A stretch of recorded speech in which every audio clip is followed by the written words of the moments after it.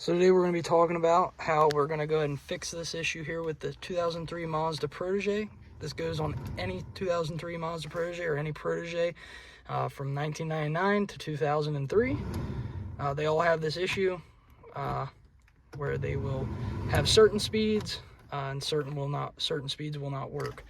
Same thing goes for the AC. If I turn it to AC, you can see here a lot of the time what will happen is you'll see that flicker on and off while you're driving, and that is caused by a resistor within the switch.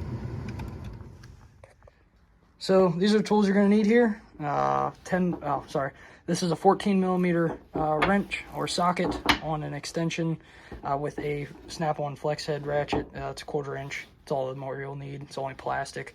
I got two different style Phillips heads here, just because one's actually shorter than the other. As you can see, you're going to definitely need a plastic pry tool and a light or two. I have two lights. They're both almost dead, so you may have to wind up charging them. And then here is the part. I'll put this part number down in the description then if you need that. So basically this is a switch here. It does not come with a knob from factory, although yes, you can get a complete switch online. None of them are as good as the factory. I can promise you that. I made the mistake myself, which is why I'm having to redo this. This is like a little plastic nut. This is what that 14 mil is going to come in handy for here. And I would suggest having a couple other size sockets, deep preferably, just because it has to reach all the way down here on the threads. But yeah, so definitely get an OE switch. They're not that expensive, maybe like 50 bucks or so, but definitely will save you a lot of time and a lot of effort, especially over a couple years. Alrighty, so our objective here is just going to be to take out that trim around the radio trim right around here. Not this one, but this big trim that goes the whole way around here. And when you pull this out, be very, very careful. There are wires. Let me show you that real quick. Alright, so one of the wires that you're going to have to pull off here is right down here. You can actually see it from between here. Let me show you this here. This wire right here, get down there at a little bit better of an angle.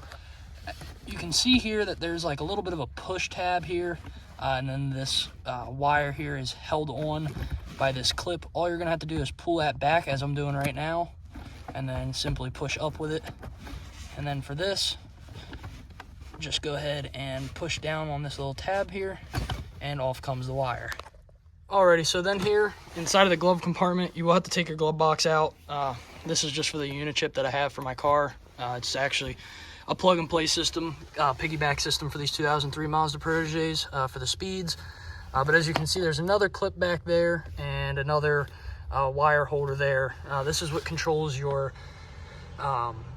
heat, and also the heat in the AC, how cold or hot it gets, and then also the position lever for if it goes to the vents or not. So I'm gonna go ahead and pop that off quick. Alrighty, so then now that you have those disconnected and that other black wire is out of the little holder, oh, there goes the light. Give me 1 second. So you're just gonna take this plastic pry tool like we talked about earlier, and you're gonna find a nice sweet spot. My sweet spot's right down here, where you can just kind of get in there and pop it off. Now what you're gonna do then is just kind of slowly work your way around, and yeah, it'll be a little bit scary at first, but it's all good. And just carefully pull that out, and then back here, if you want to take note to this, for your hazard switch, there is a clip. It's just a normal style. It's a connector. Just go ahead and pull that out there and just let that hang there. Now, once you get this far, you will have to kind of fight it just a hair bit. Well, once you have that all done, I forgot to mention, but you will have to pull these knobs off. They just pry right off. Just be very gentle with them because they could break, and you definitely don't want that to happen. One thing to quickly note, all these switches I would keep in order. I just kind of put them up here on the dash, so that way they won't roll into each other. They all do have like a certain way that they have to be, and on a certain, in a certain hole there. Alrighty, so once you're at this point here, just go ahead and pop this connector out. You'll need a flathead screwdriver, tiny flathead screwdriver like this. Gently press down right here on this tab, and then pull that connector out there, also gently, because they can break it. This is an old car, so definitely be careful. All right, so yeah, my mistake, guys. In the back, there are 2 more screws. Just pull them off quick. Okay, so once you get that off of there, there's going to be a connector right here, which is this connector. You'll have to pull this like clip off, zip tie clip, whatever you want to call it. Here's your switch, obviously, and yeah, so now we have to pull this faceplate off. It looks like 1, 2, 3, 4 clips to pull off, and then these 2 bottom pieces, which should just slide off if I remember correctly. All right, we're almost there. So you're just gonna have to pull this screw out and that screw over there, and they will pop out. Be very, very careful of the LEDs. They're just kind of pushed in there and soldered to that board, so you definitely don't want to have to redo that. All right, so once you have that out, you'll notice I have 2 things missing. There are 2 little bulbs down here that are missing from mine. Try to move this out of the way here. One here and one here. All you do is just kind of be very careful, but you can use a screwdriver or whatever you want, your finger, and twist them to the left. You can see the switch there with the little nut.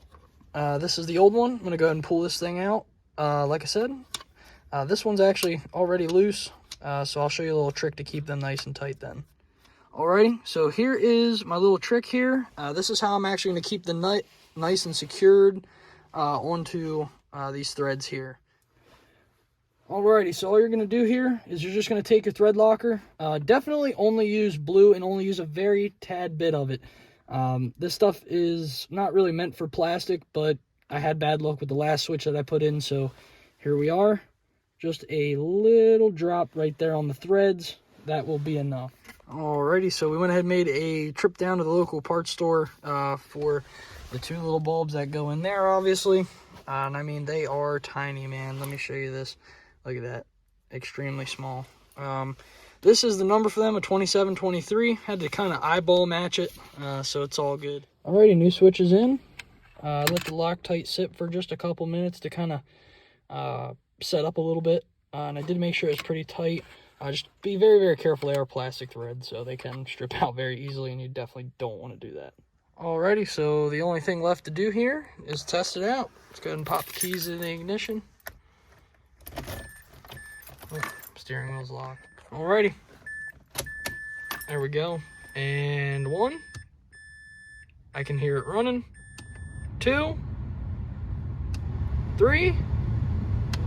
4. Nice and tactile now. Got to make sure that the AC works. Yep. AC light stays on every one of them now.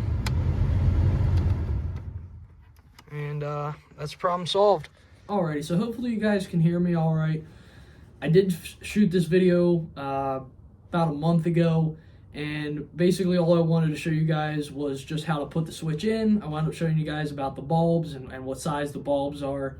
I will be putting that part number down in the description down below, and hopefully you guys were able to learn a little something from this, and hopefully it kind of gave you something to base what you're going to do if you decide to do it by yourself. Base it off of that, and I'm not saying this is going to fix every one of your problems with the AC.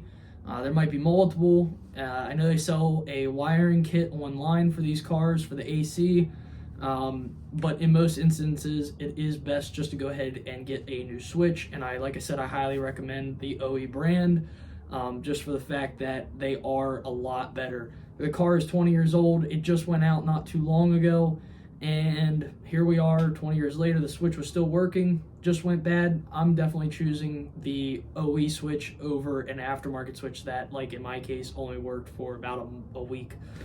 So other than that, thank you guys for watching. Hope you guys enjoyed, and yeah, like I said, gonna be more videos coming out soon, so see you guys next time.